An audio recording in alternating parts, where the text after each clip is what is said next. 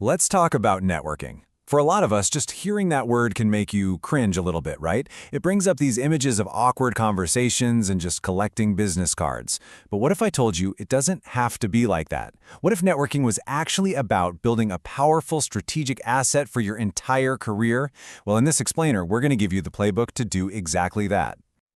Does this sound familiar? I mean, you've probably been there. You put on your nice clothes, you show up, you talk to a bunch of people, and you walk away feeling like it was a total waste of time. This post from a user on Reddit just hits the nail on the head. You're there trying to escape the online application black hole, and they just tell you to go right back to it. It is so frustrating.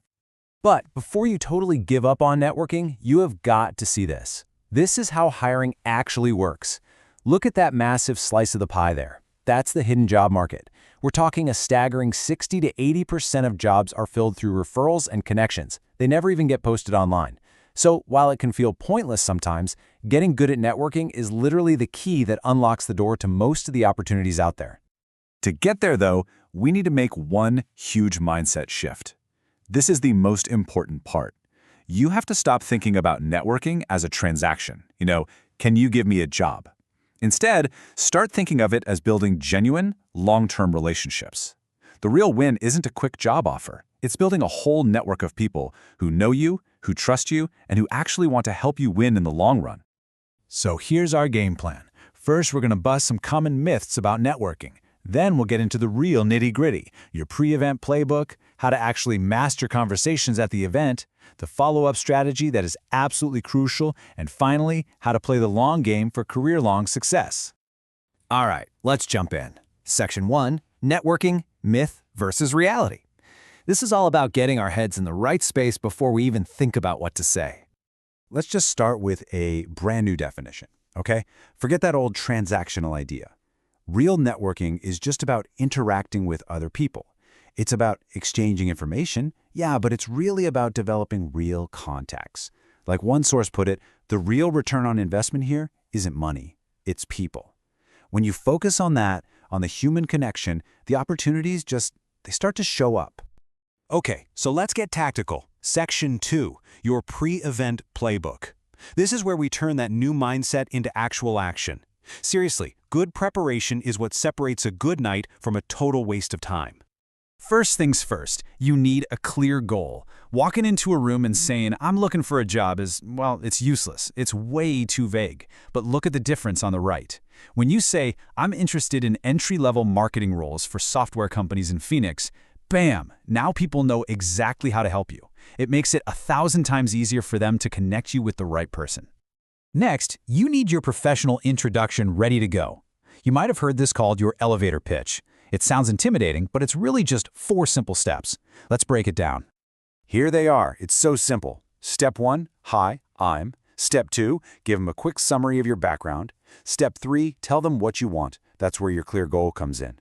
And step 4, this is the magic part. You finish with a question, a call to action that actually starts a real conversation. And here's what that looks like in the wild. This example is perfect. Amelia introduces herself, check. She summarizes her experience, check. She explains exactly what she's looking for, check. And then she nails the landing with that call to action. Can you describe? That question is an open door to a great conversation. It's so good. Okay, so preparation is done. You're ready. Now you're at the event, standing in a crowded room. What now? Let's talk about mastering those conversations. So how do you break the ice without that painfully awkward, "So, what do you do?" Try this. I love this opener. It immediately creates curiosity. Who wouldn't want to know what the question is? It's a fantastic way to interrupt the normal, boring flow and make yourself memorable right from the start. And what kind of question do you follow up with? Something that gets people thinking. Something that gets them to tell a story.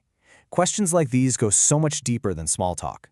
They get people to open up about their experiences, their passions. You learn so much more, and you build a way stronger connection.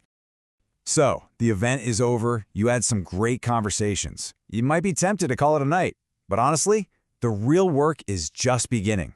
This is where almost everybody drops the ball, and it's where you are going to shine. Remember this number. You have a 48-hour window. That's it.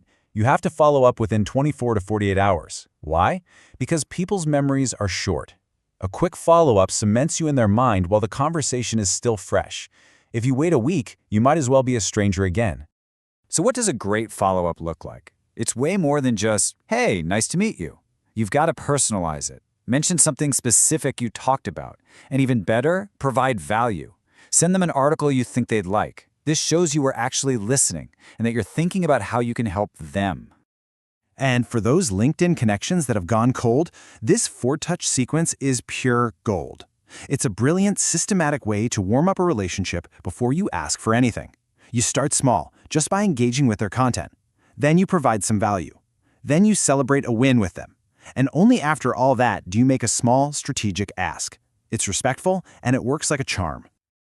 All right, this brings us to the final and maybe most important section, playing the long game. This is how you turn all this effort into a massive advantage for your entire career. The ultimate goal here is to become a connector. A connector isn't just looking for what they can get from their network. They're always thinking about what they can give. They share insights, they make introductions for other people, they help others out. When you become that person, you become invaluable. People remember you, and they will go out of their way to help you in return. Okay, this is a real problem, right? As your network starts to grow, it's just impossible to keep all of these names and conversations and follow-up dates straight in your head. You're gonna need a system. And that system does not need to be fancy. Seriously, a simple spreadsheet just like this can be an absolute game changer. It lets you track who you met, where, what you talked about, and, most importantly, what your next step is. A simple tool like this makes sure that no one and no opportunity slips through the cracks. And that's really the bottom line here. Networking isn't a one-and-done thing. It's a habit. It's the small, consistent efforts, a quick email here, a shared article there, that build on each other. It's like compound interest for your career. Over time, those little actions create these massive returns, opening up doors you never even knew existed. So we'll end on this question. If most jobs are found in that hidden market, and that market is all about people, then the relationships you build are, without a doubt, one of the most valuable assets you'll ever have. So, is your network your net worth? It's definitely